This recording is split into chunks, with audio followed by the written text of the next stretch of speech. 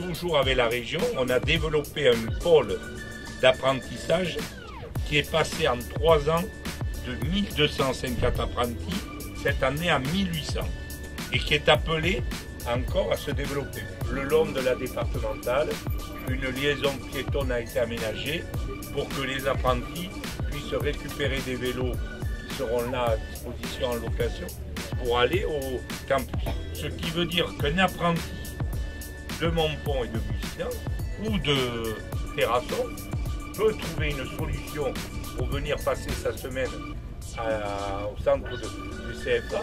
Donc il y a une vraie attractivité pour les jeunes.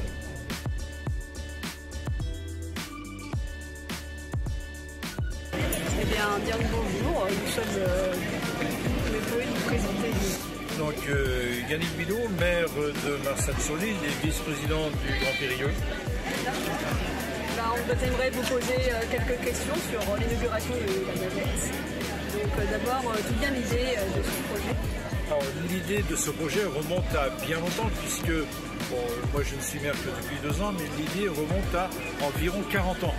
Quand on écoute toutes les personnes qui ont suivi cette réalisation, et l'objectif, comme le disait le président Jacques Cousseau tout à l'heure, c'est de permettre une meilleure mobilité entre les diverses communes aux alentours de Périgueux pour favoriser, j'allais dire, les mobilités douces et donc éviter l'afflux de trop de véhicules.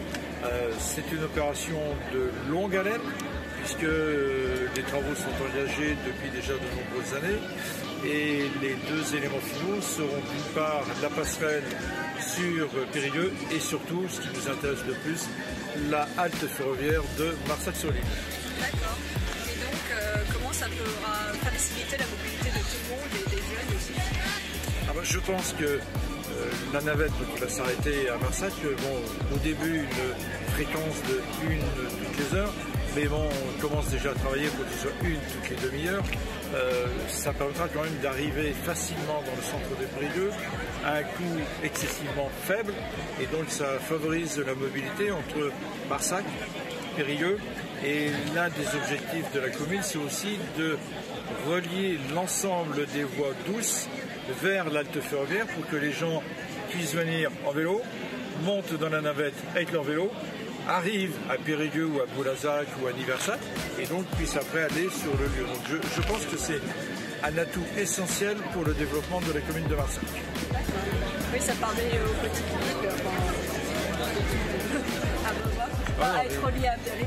Voilà, Marsac est une petite commune, que 3200 habitants, mais ça permet effectivement d'être relié plus facilement, d'éviter les embouteillages du Golfe de l'Arche, d'éviter également les embouteillages du côté de Couvigny-Chamiers et donc ça favorise, j'allais dire, une liaison rapide. On a bien vu ce matin dans le train inaugural, il faut environ 10 minutes pour aller, il faudra 10 minutes pour aller de Marsac au centre de Périgueux, donc c'est un temps très très court et qui sera très profitable.